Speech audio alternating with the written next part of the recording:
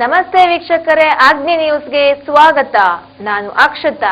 ಇದೀಗ ಹೆಡ್ಲೈನ್ಸ್.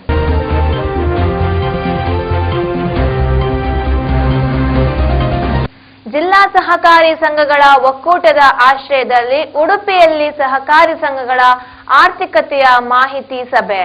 ಕಿನ್ನಾರ ಚಲನಚಿತ್ರ ಚಿತ್ರೀಕರಣದ ವೇಳೆಯಲ್ಲಿ ಅವಘಡ, ಲಕ್ಷಾಂತರ ರೂಪಾಯಿ ಮೌಲ್ಯದ ಕ್ಯಾಮೆರಾ ನೀರು ಪಾಲು.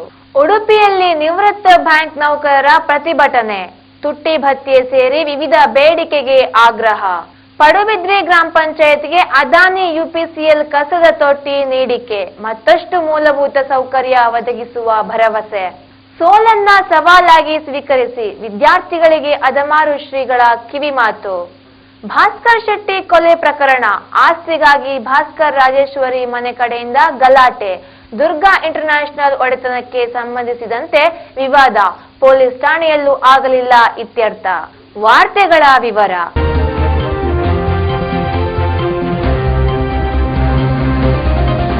ವಿವಿಧ ಬೇಡಿಕೆಗಳನ್ನ ಈಡೇರಿಸುವಂತೆ ಒತ್ತಾಯಿಸಿ ಅಖಿಲ ಭಾರತ ಬ್ಯಾಂಕ್ ನಿವೃತ್ತರ ಒಕ್ಕೂಟದ ಆಶ್ರಯದಲ್ಲಿ ಉಡುಪಿಯಲ್ಲಿ ಪ್ರತಿಭಟನೆಯನ್ನ ನಡೆಸಲಾಯಿತು. ಇಲ್ಲಿದೆ ನೋಡಿ ಇದರ ಒಂದು ವರದಿ. ತುಟ್ಟಿ ಭತ್ಯೆ ಮಾಡಬೇಕು, ಫ್ಯಾಮಿಲಿ ಪೆನ್ಷನ್ ಹೆಚ್ಚಳ ಮಾಡಬೇಕು, ಪೆನ್ಷನ್ ಪರಿಷ್ಕರಣೆ ಮಾಡಬೇಕು, ಎಲ್ಲ ನಿವೃತ್ತರಿಗೆ ಪಿಂಚಣಿ ಸಿಗುವಂತೆ ಮಾಡಬೇಕು. ಹೀಗೆ ಹಲವಾರು ಬೇಡಿಕೆಗಳನ್ನ ಮುಂದಿಟ್ಟುಕೊಂಡು ಅಖಿಲ ಭಾರತ ಬ್ಯಾಂಕ್ ನಿವೃತ್ತರ ಒಕ್ಕೂಟದ ವತಿಯಿಂದ ಬೋರ್ಡ್ ಶಾಲಾ ಮುಂಭಾಗದಲ್ಲಿ ಪ್ರತಿಭಟನೆಯನ್ನ ನಡೆಸಿ ಬೇಡಿಕೆಗಳ ಈಡೇರಿಕೆಗಾಗಿ ಆಗ್ರಹಿಸಿದರು. ಈ ಬೇಡಿಕೆ ಆಗ್ರಹಕ್ಕಾಗಿ ಹಲವು ಬಾರಿ ಕೇಂದ್ರಕ್ಕೆ ಮನವಿಯನ್ನ ಮಾಡಿದರೂ ಸ್ಪಂದಿಸುತ್ತಿಲ್ಲ. ಈ ಬಗ್ಗೆ ಚರ್ಚೆಗೂ ಆಹ್ವಾನಿಸುತ್ತಿಲ್ಲ. ಕೇಂದ್ರ ಸರ್ಕಾರ ನಿವೃತ್ತರ ಬೇಡಿಕೆ ಈಡೇರಿಸದಿದ್ದರೆ ದಿಲ್ಲಿಯ ಜಂತರ್ ಮಂತರ್ನಲ್ಲಿ ಬೃಹತ್ ಪ್ರತಿಭಟನೆ ನಡೆಸಲಾಗುವುದು ಎಂದು ಪ್ರತಿಭಟನಾಕಾರರು ಎಚ್ಚರಿಕೆಯನ್ನ ನೀಡಿದ್ದಾರೆ.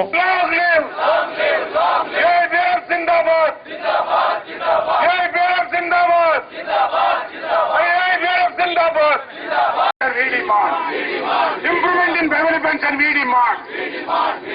Improvement in family pension, we demand. Anti-retired policy of central government down.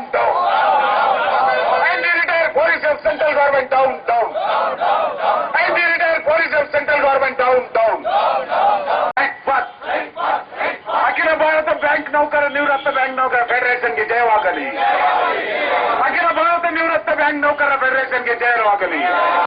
Improvement in family pension, we demand. Our demand just and right. Our demand just as though. हमारी ताकत, हमारी ताकत, हमारी यूनियन, अरे हमारी ताकत.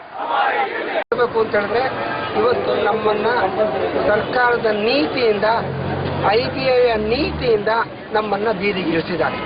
ನಾವು ಇವತ್ತು ನಮ್ಮ ಸಂಘಟನೆಯ ವತಿಯಿಂದ ರಾಷ್ಟ್ರ ಮಟ್ಟದಲ್ಲಿ ಹೋರಾಟವನ್ನು ಹಮ್ಮಿಕೊಂಡಿದ್ದೀವಿ. ಇವತ್ತು ನಿಮಗೆಲ್ಲ ಗೊತ್ತಿರಬೇಕು, ಇಡೀ ರಾಷ್ಟ್ರದಲ್ಲಿ 3 ಲಕ್ಷಕ್ಕೂ ಹೆಚ್ಚು ಜನ ಬ್ಯಾಂಕಿನ ನಿವೃತ್ತರಿದ್ದಾರೆ. ಸರ್ಕಾರದ ಬೇರೆ ಬೇರೆ ಇಲಾಖೆಗಳಲ್ಲಿ ಇರುವಂತಹ ನಿವೃತ್ತರು ಯಾರ್ಯಾರಿದ್ದಾರೆ ಅವ್ರ ಜೊತೆಗೆ ನೇರವಾಗಿ ಸಂಪರ್ಕಿಸಿ, ಅವ್ರ ಜೊತೆಗೆ ನೇರವಾಗಿ ಮಾತಾಡಿ ಅವರ ಎಲ್ಲ ಬೇಡಿಕೆಗಳನ್ನು ಕೂಡ ಈಡೇರಿಸ್ತಾ ಇದ್ದಾರೆ ಈ ಕೇಂದ್ರ ಸರ್ಕಾರ. ಆದರೆ ಬ್ಯಾಂಕ್ ನೌಕರರ ಪ್ರಶ್ನೆ ಬಂದಾಗ, ಬ್ಯಾಂಕ್ ನಿವೃತ್ತರ ಪ್ರಶ್ನೆ ಬಂದಾಗ ನಮ್ಮ ಜೊತೆಗೆ ಇವತ್ತು ಮಾತಾಡಲಿಕ್ಕೂ ಕೂಡ ಅವ್ರ ತಯಾರಿ ಇಲ್ಲ. ನಮ್ಮ ಪ್ರಮುಖವಾದಂಥ ಒಂದು ಬೇಡಿಕೆ ಏನಪ್ಪಾ ಅಂತ ಹೇಳಿದ್ರೆ, ನಮ್ಮ ಪ್ರಶ್ನೆಗಳನ್ನು, ನಮ್ಮ ಸಮಸ್ಯೆಗಳನ್ನು, ನಮ್ಮ ಬೇಡಿಕೆಗಳನ್ನು ನಮ್ಮ ಜೊತೆಗೆ ಚರ್ಚೆ ಮಾಡಿಬಿಟ್ಟು ಈಡೇರಿಸಬೇಕು ಅಂತೇಳಿ ನಾವು ಕೇಳ್ತಾ ಇದ್ದೀವಿ. ಅದರಿಂದ ಇವತ್ತು ಅನೇಕ ಸಬೂಬುಗಳನ್ನು ಕೊಡ್ತಾ ಇದ್ದಾರೆ, ಅನೇಕ ಕಾರಣಗಳನ್ನು ಕೊಡ್ತಾ ಇದ್ದಾರೆ. ಅದನ್ನು ಖಂಡಿತವಾಗಿಯೂ ಒಪ್ಕೊಳ್ಳಿಕ್ಕೆ ಸಾಧ್ಯ ಇಲ್ಲ. ನಮ್ಮ ಬೇಡಿಕೆಗಳು ನ್ಯಾಯಯುತವಾದಂಥ ಬೇಡಿಕೆಗಳು, ಅದನ್ನು ಖಂಡಿತವಾಗಿಯೂ ಈಡೇರಿಸಬೇಕು. ಇಲ್ಲ ಅಂತ ಹೇಳಿದ್ರೆ ನಾವು ಹೋರಾಟ ಮಾಡಿಬಿಟ್ಟು ನಮ್ಮ ನ್ಯಾಯಯುತವಾದ ಬೇಡಿಕೆಗಳನ್ನ ಗಳಿಸ್ತೀವಿ ಅಂತ ಮಾತ್ರ ಈ ಸಂದರ್ಭದಲ್ಲಿ ಇಷ್ಟಪಡ್ತೀನಿ. ನಾನು ದೇವದಾಸ್ ರಾವ್ ಅಂತ ಹೇಳ್ಬಿಟ್ಟು AIBRF ಕರ್ನಾಟಕ ರಾಜ್ಯ ಸಮಿತಿಯ ಅಧ್ಯಕ್ಷ.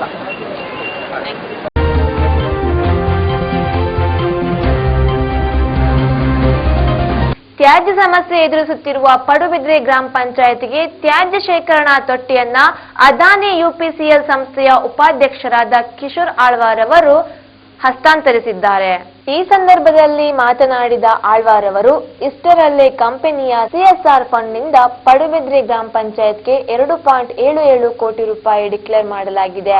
ಈ ಅನುದಾನ 3 ವರ್ಷಗಳಲ್ಲಿ ಪಡುಬಿದ್ರೆ ಗ್ರಾಮ ಪಂಚಾಯತ್ನ ವಿವಿಧ ಕಾಮಗಾರಿಗಳಿಗೆ ವಿನಿಯೋಗವಾಗಲಿದೆ.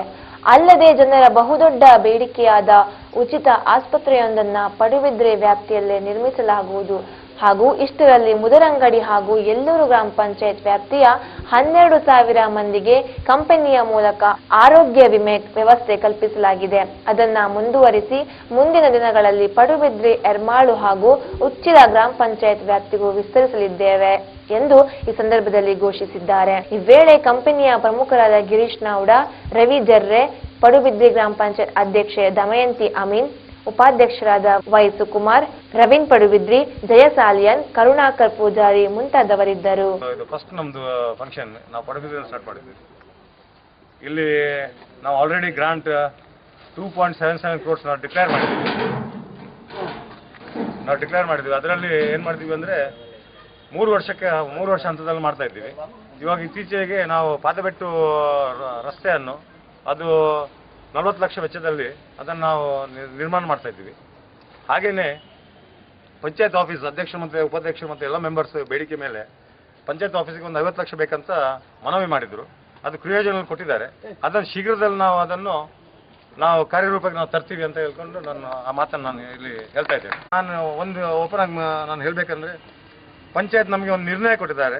ನಾವು ತಲೆ ಬಾಗಬೇಕಾಗ್ತದೆ. ಯಾಕಂದರೆ CSR ವಿಷಯದಲ್ಲಿ ನಾವು ಪಡುಬಿದ್ರಿಗೆ ಅಷ್ಟು ನಮಗೆ ಒಂದು ಸಪೋರ್ಟ್ ಕೊಟ್ಟಿದ್ದಕ್ಕೆ ನಾವು ಸಪೋರ್ಟ್ ಮಾಡಿದೆ, ಅವ್ರನ್ನೂ ಸಪೋರ್ಟ್ ಮಾಡಿದ್ದಾರೆ. ಅದಕ್ಕೆ ನಾನು ಒಂದು ನಾನು ಮನವಿ ಮಾಡ್ತಾ ಇದ್ದೀನಿ. ಒಂದು ಉಪಾಧ್ಯಕ್ಷರು ಇನ್ಶೂರೆನ್ಸ್ ಇವಾಗ ಒಂದು ಎಷ್ಟು ಸಾವಿರ ಜನ ಇದ್ದಾರೆ ಅಂತ ಗೊತ್ತಿಲ್ಲ ನನಗೆ ಪಡುಬಿದ್ರಿ ವ್ಯಾಪ್ತಿಯಲ್ಲಿ. ನನಗೆ ಅದಕ್ಕೆ ನಾವು ಅಧ್ಯಯನ ಮಾಡ್ತೀವಿ ಅದಾನಿ ನಮ್ಮ ಪ್ರಾಜೆಕ್ಟ್ ಡೆವಲಪ್ಮೆಂಟ್ ಟೀಮಿಂದ. ಅದು ಗಿರೀಶ್ ನೌಡ ಮತ್ತು ರವಿಜಿಯವರು ಅವರು ಲೀಡ್ ಮಾಡ್ತಾರೆ. ಇಲ್ಲಿಂದ ಸುಕುಮಾರ್ ಅವರು, ಪಂಚಾಯತ್ ಅಧ್ಯಕ್ಷರು, ಮೇಡಮ್ ಅವರು ಮತ್ತು ಮೆಂಬರ್ಸ್ ನೀವು ಕೂಡ್ಕೊಂಡು ನೀವು ಅದನ್ನು ನಮಗೆ ಎಷ್ಟು ಬರ್ತದೆ ಅಂತ ನಮಗೆ ಒಂದು ಲಿಸ್ಟ್ ಕೊಟ್ಟರೆ ನಾವು ಅದ್ರ ಮೇಲೆ ನಾವು ಡಿಸೈಡ್ ಮಾಡ್ತೀವಿ ಏನು ಮಾಡಬೇಕಂತ ಪಡುಬಿದ್ರಿ ಪಂಚಾಯತಿಗೆ. ಹಾಗೆ